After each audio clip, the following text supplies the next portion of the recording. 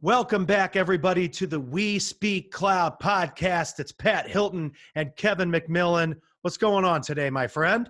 Hey, Pat. How you doing? Good, man. Just hanging out here at Ryan Tech.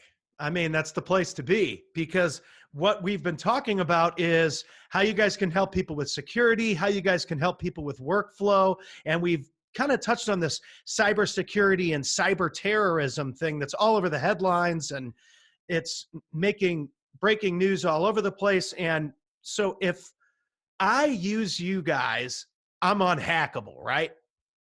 No, you should end this podcast now.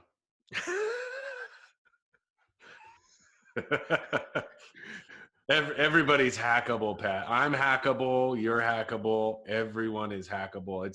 It's probably the majority of the effort made by our engineers every day now, and automation that we put in place is to watch for the areas where people potentially could have a window or a door open and get hacked, because even with tons of energy spent towards being unhackable, we're always unhackable. I can give you all kinds of scenarios where somebody can hack somebody if you want.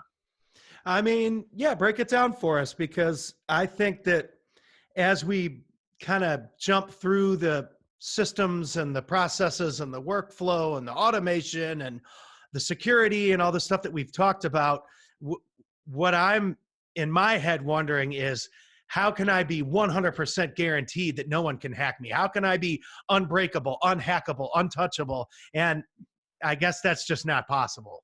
It's definitely not possible, especially if you ask my close friends, including you, or any of my close family, what happens on their Facebook when they leave their phone around. It says, "I love Kevin McMillan, tagged me."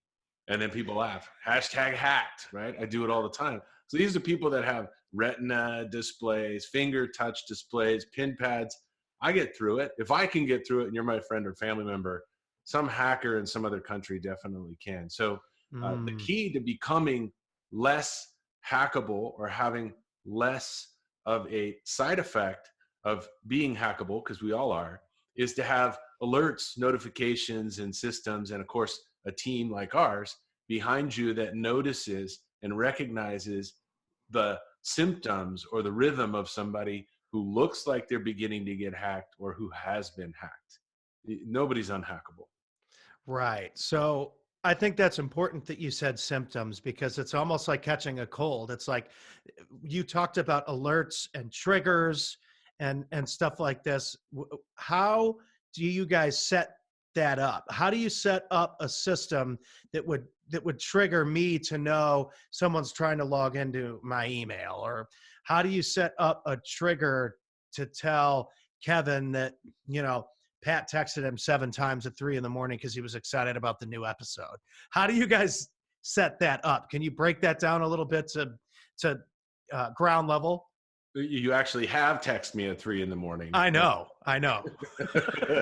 You're like the unsubscribe notification. When you unsubscribe from email and they send you an email that says you just unsubscribed. Yeah, they got to let you know that you unsubscribed, and we won't be messaging you again, but we're going to message you to let you know that you're unsubscribed. Right. So when you text me at 3 and I text back, dude, don't text me at 3, and you say, okay, I'll call you in the morning. Double violation. Totally. Simply, it's different in every case, and that's the need for the physical touch, the physical element of our group and our staff and the experience that we have. Because, a real estate firm versus a car dealership versus a small business that happens to be near one of our staff versus a large business that happens to be running a medical facility all the way out in Kansas, the needs of the tenant or the needs of the client are different every single time.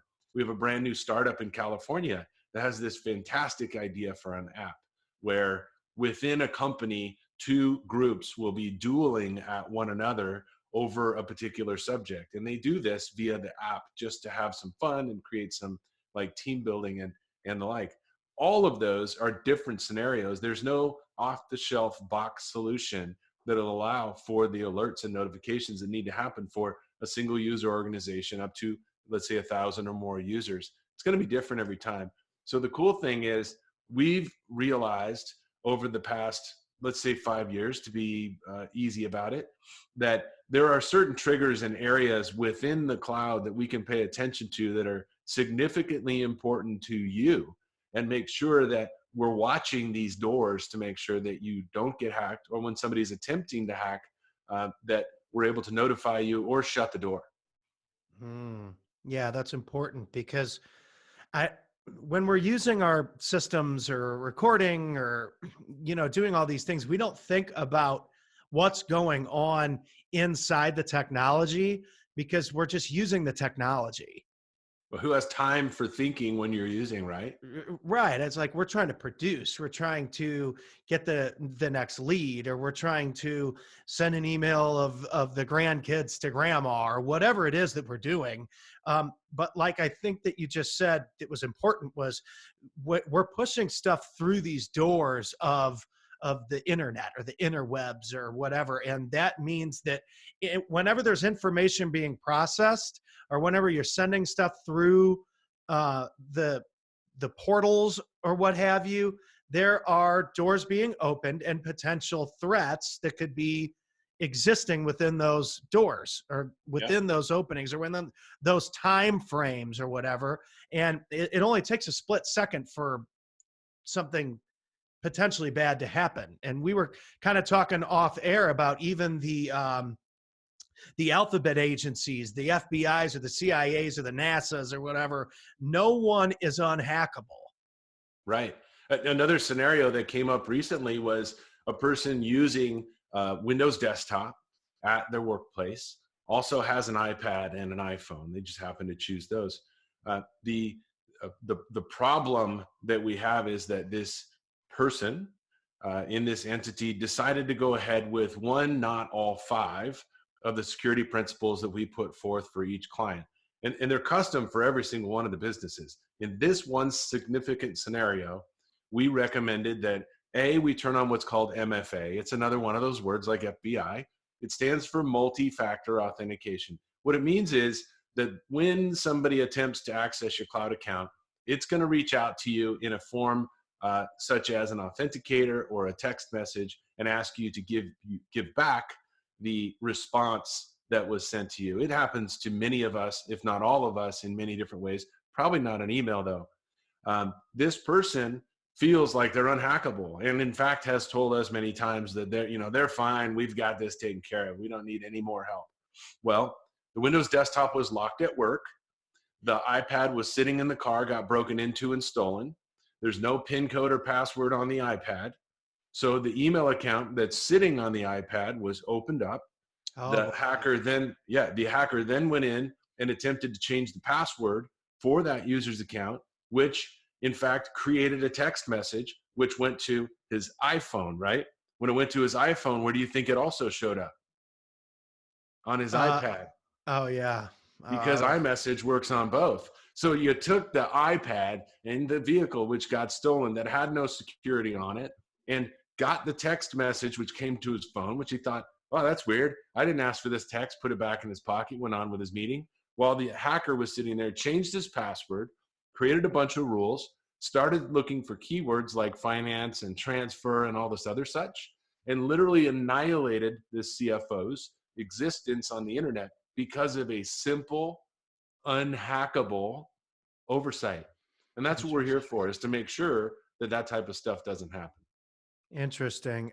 And so if that person would have had triggers in place, like we talked about earlier, these triggers or these ways of notifying your customer service, how quickly, if possible, could you have shut this down? I mean, do you think that that was a potential threat that you could have stopped? I mean, if that person's got that much information and that much access at that point, what do you think the solution is for something like that? Well, there's probably an infinite number of solutions. That's, again, the human aspect. Humans outthink robots all day long. And I know Right. we're coming up with ways that computers are going to think faster and better than us, but I'll believe it when I see it. In this case, just off the cuff, there's probably a couple scenarios. One would be if at any time there is a login from two different sources at two different locations, we could set an immediate web block on that account until it's unlocked. Another one, if the person has their accounts installed on multiple devices and doesn't decide to follow some of the other security aspects, which are to install systems from us that lock that iPad down just like the desktop, that lock your iPhone down just like your desktop, that allows you to have these residential or consumer grade devices able to be used on a professional scale just through the use of implementing a few security procedures. So there's probably 100 other ways that we could protect that client. But in this scenario about this one, which probably could happen to most people listening to this podcast, they didn't even think, oops, yes, I have multi-factor enabled, and crap, if I didn't secure my iPad or it was left unlocked, Yeah, somebody leave could my then phone or any of that. Oh, imagine having access to all of your files, all of your videos, all of your photos, all of your emails, just because your tertiary device that you really don't pay that much attention to, it's really not all that important, it's there for convenience, was the window that you left open. So that's good. Good breakdown. So, ladies and gentlemen, no one is unhackable. So make Not even sure you, that, Pat. not even me. That's so sad. I feel so bulletproof sometimes. But there is a solution, and it's at WeSpeakCloud.com. Get yourself a free security analysis today. It might sound like a pitch because it is, but here's the thing, folks. This can happen to anyone. We've talked over and over and over again on these episodes about talking and AI bringing up offers and all this kind of stuff. Technology has now integrated itself with the human mind and the way that we deal with the world. And so make sure that you protect your devices. I mean, maybe you do a free analysis and you're good to go. That's the best case scenario. But at the end of the day, there are people that can help you. There are people that can protect your business. There are people that can help you get notified if there is a potential threat. And those people are at WeSpeakCloud.com with Ryan Tech. What do you think, Kevin? Amen, brother. I love it. Well, we'll see you guys on the next one. There will be a next one. Predictive Analysis has confirmed it. We will see you there. Thank you, everyone, for tuning in.